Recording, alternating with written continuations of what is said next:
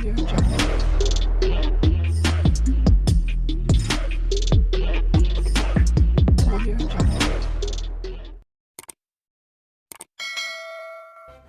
kasih karena memilih channel ini. Sebelum kita mulakan video ini, sila pertimbangkan untuk menekan butang like, share, dan subscribe, dan aktifkan butang lonceng Anda agar Anda sentiasa mendapat info-info percuma pada setiap hari dari channel kami. Dan tinggalkan komen Anda karena komen Anda amatlah dihargai. Terima kasih. Suruhanjaya Pencegahan Rasuah Malaysia SPRM menafikan dakwaan ahli Parlimen Tasek Gelugor Wan Saiful Wanjan bahawa dia telah dihubungi pegawainya sebaik sahaja membangkitkan dakwaan ditawarkan habuan untuk menukar sokongannya kepada Perdana Menteri Anwar Ibrahim di Parlimen. Bagaimanapun, Ketua Pesuruhjaya SPRM Azam Baki menjelaskan menjadi tugas Suruhanjaya itu menyiasat dakwaan rasuah yang dibangkitkan Wan Saiful ketika sidang Dewan Rakyat. Tidak ada pegawai saya yang menghubungi beliau. Mungkin sesiapapun boleh hubungi beliau mengatakan daripada SPRM. Tetapi apa yang penting di sini, Wan Saiful Wanjan sepatutnya hadir ke SPRM bagi buat laporan kerana apabila seseorang ditawarkan suapan atau rasuah, perlu datang ke mana-mana balai polis terdekat atau pejabat SPRM untuk membuat laporan, katanya kepada pemberita pada sidang kemuncak anti rasuah di Kuala Lumpur hari ini. Semalam, Wan Saiful yang juga bekas Ketua Penerangan Bersatu mendakwa dia telah dihubungi pegawai SPRM selepas membangkitkan dakwaan itu di sidang Dewan Rakyat Tengah. Tak sampai 1 jam selepas saya berucap, saya dapat mesej dari pegawai SPRM minta saya hubungi mereka. Saya akan patuhi. Cuma saya nak tanya apa tindakan yang akan diambil untuk menghentikan penggunaan wang rakyat sebagai umpan kepada ahli Parlimen Bersatu. Dakwanya pada hantaran di Facebook semalam.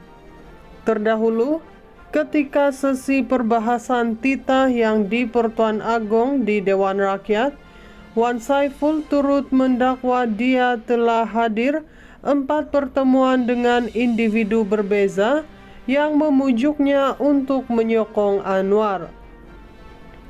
Selain peruntukan, dia mendakwa turut ditawarkan peruntukan untuk projek mesra rakyat, selain tawaran untuk membatalkan pendakwaan jenayah yang dihadapinya.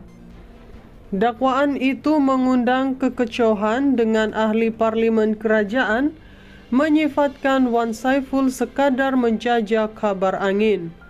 Mengulas lanjut, Azam memberi jaminan SPRM akan menjalankan siasatan telus tanpa mengira siapapun mereka yang bakal didakwa.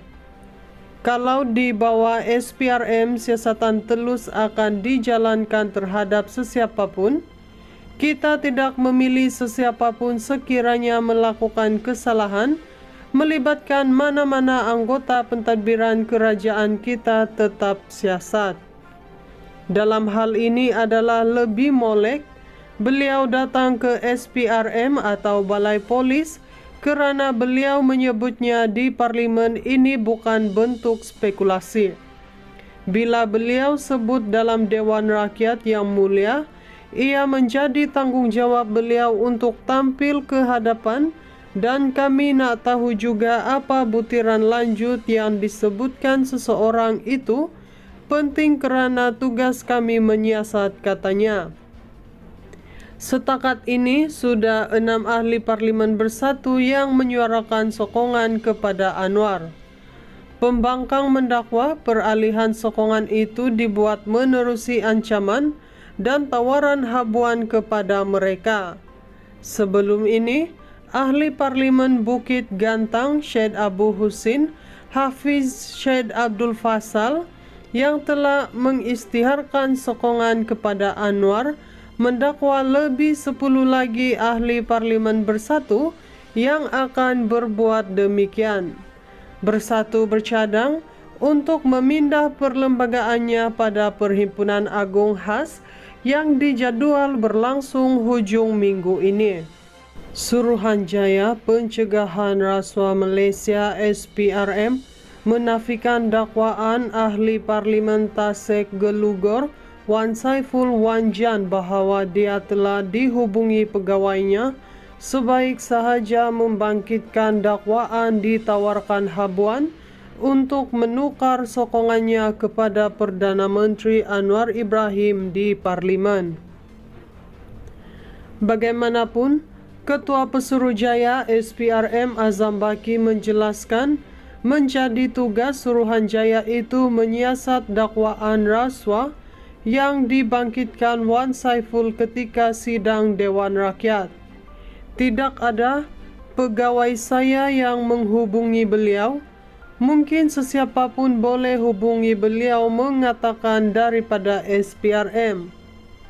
Tetapi apa yang penting di sini, Wan Saiful Wanjan sepatutnya hadir ke SPRM bagi buat laporan kerana apabila seseorang ditawarkan suapan atau rasuah, perlu datang ke mana-mana balai polis terdekat atau pejabat SPRM untuk membuat laporan, katanya kepada pemberita pada sidang kemuncak anti rasuah di Kuala Lumpur hari ini. Semalam, Wan Saiful yang juga bekas Ketua Penerangan Bersatu mendakwa dia telah dihubungi pegawai SPRM selepas membangkitkan dakwaan itu di sidang Dewan Rakyat Tengah. Tak sampai 1 jam selepas saya berucap, saya dapat mesej dari pegawai SPRM minta saya hubungi mereka. Saya akan patuhi.